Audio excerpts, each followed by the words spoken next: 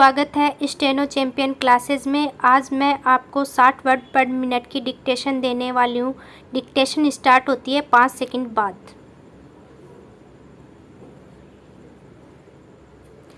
Start. 2024 के लोकसभा चुनावों को लगभग 2 साल हो चुके हैं। ऐसे में आज भारत की राजनीति को कैसे समझा जाए?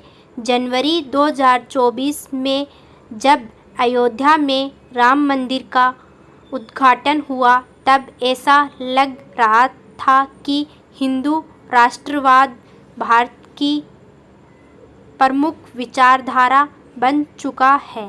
लेकिन सिर्फ 4 महीने बाद राजनीतिक माहौल में बड़ा बदलाव आया गया। लोकसभा चुनाव प्रचार के दौरान बीजेपी ने कहा था कि वह संसद में 370 सीटें जीतना चाहती है और सहयोगियों के साथ मिलकर 400 से कम सीटें नहीं लाएगी। लेकिन पार्टी को सिर्फ 240 सीटें मिली। इसके बाद भी बीजेपी सरकार तो बन गई, लेकिन राजनीतिक नैरेटिव पर उसकी पकड़ कमज़ोर पड़ गई। फिर कई राज्यों के चुनाव हुए और बंगाल में बड़ी जीत के बाद बीजेपी फिर से मजबूत स्थिति में लौट आई। हालांकि बीजेपी जिन 2 राज्यों बंगाल और असम में जीती, वहां लोकसभा की कुल 56 सीटें हैं, जबकि जिन 2 राज्यों तमिलनाडु और केरल में वही नहीं जीत पाई, वहां कुल 59 सीटें हैं। फिर भी ऐसा लगता है कि देश की राजनीति की दिशा बदल गई है। तमिलनाडु बंगाल से थोड़ा ही छोटा है। लोकसभा की 49 सीटें जबकि बंगाल की 42 सीटें हैं। इन चुनावों में वहां एक नई पार्टी और नए नेता का उभार हुआ। पिछले कई दशकों से राजनीति पर हावी दोनों बड़ी पार्टियां हार गई। फिर भी तमिलनाडु के नतीजों को सिर्फ क्षेत्रीय महत्व का माना गया, जबकि बंगाल के चुनाव परिणामों को राष्ट्रीय महत्व मिला। जबकि तमिलनाडु आज एक आर्थिक ताकत बन चुका है, वहीं आज़ादी के समय प्रति व्यक्ति आय के मामले में भारत में सबसे आगे रहने वाला बंगाल अब काफ़ी पीछे चला गया है।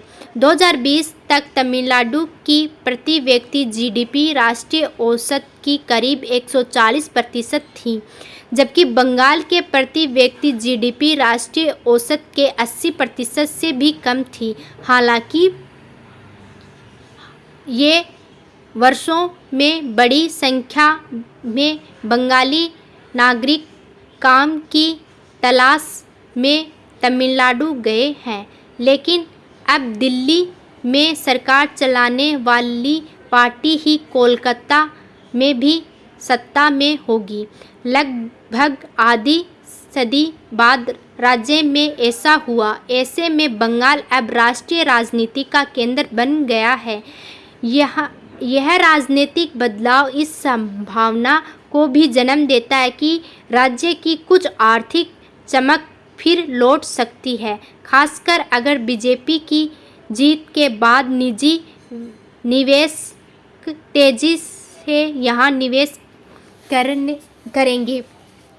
बंगाल जल्द ही तमिलनाडु की बराबरी तो नहीं कर पाया, लेकिन वह बहुत बड़ा ऐतिहासिक रूप से बेहद महत्वपूर्ण और प्रतिभा से भरपूर राज्य है, इसलिए वह लंबे समय तक पिछड़ा नहीं रह सकता। जहां आर्थिक खबरें कुछ उम्मीद जगा सकती हैं, वहीं राजनीतिक खबरें चिंता का कारण हैं।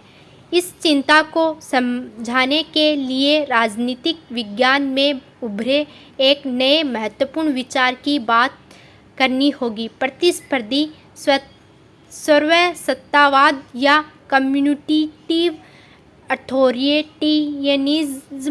जर्नल ऑफ डेमोक्रेसी में अप्रैल 2002 में प्रकाशित एक महत्वपूर्ण लेख में हार्वर्ड के स्टीवन लेविटिक्सकी और टोरंटो के लुकन वे ने कहा था कि 1990 और 2000 के दशक में दुनिया के कई हिस्सों में एक नई तरह की राजनीतिक अर्थव्यवस्था उभरी।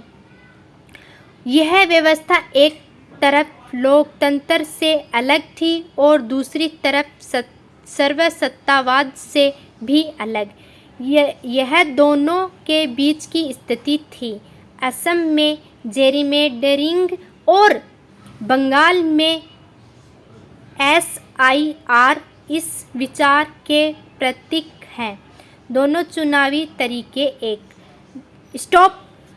आज की डिक्टेशन आपको 80 वर्ड पर मिनट की, आपको इसको हिंदी में ट्रांसलेट करना है। यदि आपकी 5 से अधिक गलतियां होती है तो आप इस वीडियो को 2 बार प्रैक्टिस कीजिए। धन्यवाद। और अपने ग्रुप में या व्हाट्सएप पे इसको शेयर ज़रूर कीजिए।